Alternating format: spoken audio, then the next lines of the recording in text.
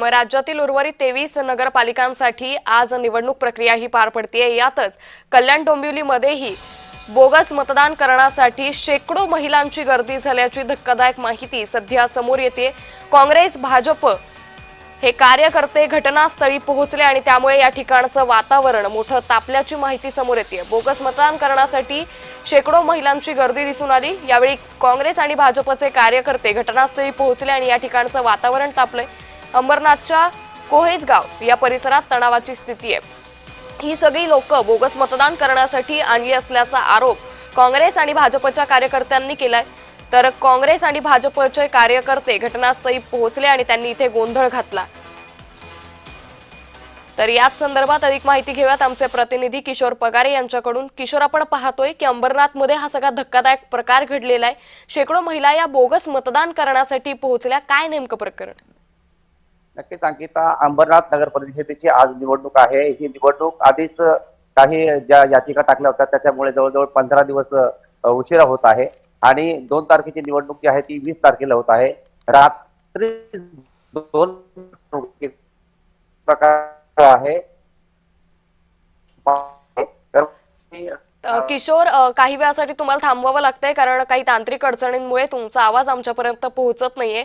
अंबरनाथमध्ये हा सगळा प्रकार घडल्याचं पाहायला मिळतंय। काँग्रेस आणि भाजप कार्यकर्ते हे घटनास्थळी पोहोचले आणि त्यांच्याकडून या सगळ्या प्रकारावरती नाराजी व्यक्त करण्यात आली आणि त्यांनी या ठिकाणी गोंधळ घातला। मात्र या बोगस मतदारांना नेमकं कुणी बोलवलं होतं आणि या बोगस मतदार नेमक्या मतदान कुणासाठी करणार होत्या हा प्रश्न प्रलंबित आहे। या सगळ्या प्रकरणाची चौकशी अर्थातच केली जाईल आणि चौकशी अंती नेमकं हे सगळं प्रकरण काय हे स्पष्ट होऊ शकेल। मात्र ज्या पद्धतीनं आपण यापूर्वी पहिल्या टप्प्यातील नगरपालिका आणि नगर परिषदांच्या निवडणुकांवेळी पाहिलं होतं तर अनेक अशा घटना राज्यभरातील विविध भागात घडल्या होत्या। राजकीय नेत्यांनीच अशा पद्धतीनं बोगस मतदार हे उघडकीस आणले होते आणि त्यानंतर आता अंबरनाथमधून ही धक्कादायक घटना आपण पाहतोय।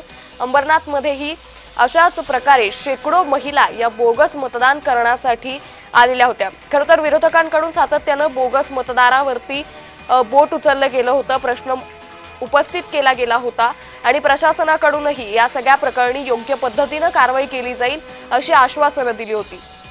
मात्र तरीही अशा पद्धतीनं बोगस मतदानाच्या घटना या पुन्हा एकदा समोर येत आहे। या संदर्भात पुन्हा एकदा जाऊयात, आमचे प्रतिनिधी किशोर पगारे सध्या आपल्या सोबत जोडलेले आहेत। किशोर, आपण पाहतोय की शेकडो महिला या एकाच वेळी या ठिकाणी पोहोचल्या होत्या की कशा पद्धतीने या महिला या मतदान केंद्रावर आल्या?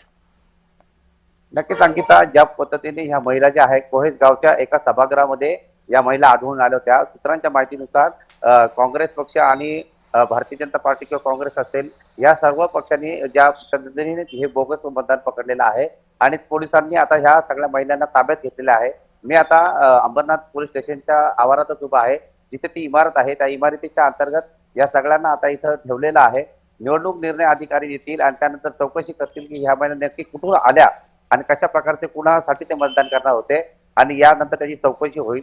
त्याच प्रकारे रात्रीच शिवसेनेने सुद्धा मशीन ज्या आहेत त्या ईव्हीएम मशीन चालू झाल्या होत्या। म्हणजे जे मतदार पोलिंग एजंट असतात त्यांना दाखवण्या अगोदरच मतदानाच्या आधीच मशीन स्क्रोलिंग करत होत्या, तोही प्रकार उघडकीस आला होता। एकंदरीत अंबरनाथचं जे इलेक्शन आहे ते जरी शांतपणे सुरू जरी झालेलं असतं तरी हे असे प्रकार घडतायत।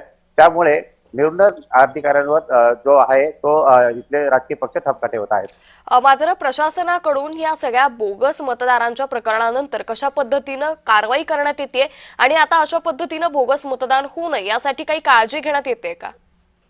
ऍडिशनल सीपीनी आताच ह्या सर्व पोलिसांच्या अंतर्गत आतापर्यंत ह्या सगळ्या महिलांना त्यानंतर जे बोगस वोटर आहेत त्यांना पकडण्यात आलेलं आहे। त्यांना आता मी जिथे उभा आहे त्याच्या माझ्या पाठीमागे ती इमारत आहे त्यामध्ये ठेवण्यात आलेलं आहे। निवडणूक निर्णय अधिकाऱ्यांना याची माहिती देण्यात आलेली आहे। निवडणूक निर्णय अधिकाऱ्यांचे अधिकारी काही वेळातच इथे येतील, त्यानंतर ते कशा प्रकारची कारवाई करतील हे पाहावं लागेल। अंकिता, निश्चित धन्यवाद किशोर, आपण दिलेल्या सविस्तर माहितीसाठी।